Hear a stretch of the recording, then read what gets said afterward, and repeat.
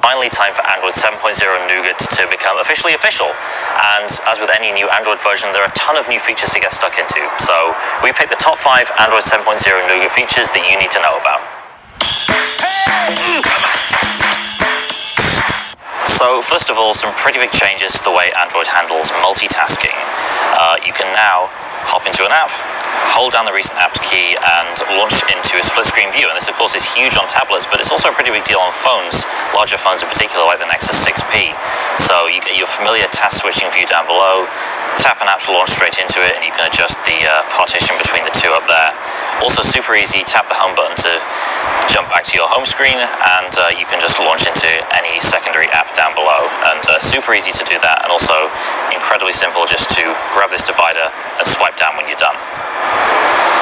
Next, we have a pretty big revamp of Android's notification shade. So the quick settings have been completely retooled. They're now editable. You can jump in here, drag them around and rearrange them.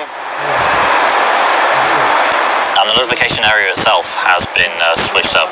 The biggest visual change, I think, since Lollipop in this area. And you now have bundled notifications and apps that support them. So Hangouts right here, we've got a couple of messages. And thanks to inline replies, we can even reply to this without jumping into the app.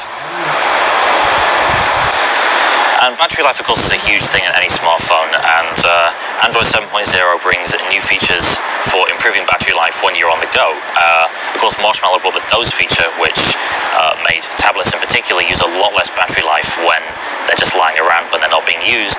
But now we have Doze on the go, which helps apps use less power even when you're actually out and about, when the phone's in your pocket, when they're actually running. So that's potentially a huge change that affects the entire Android ecosystem. So from saving power, we go to saving data, which is also hugely important. And with the new data saver feature in Android 7.0, you can cut back on background data and just choose a selection of preferred apps to have unrestricted data access when data saver mode is on. And like a lot of features, there's also a quick setting for it right up here. And last but by no means least, we have a bunch of new emoji in Android 7.0. So new additions like the unicorn here, a bunch of new animals, a lot of cool stuff, and a lot more diversity, which is great to see. And the Android emoji in general are a lot less blob looking now. So they're still kind of blobs, but they're better looking blobs. They're not as freaky as the old blobs.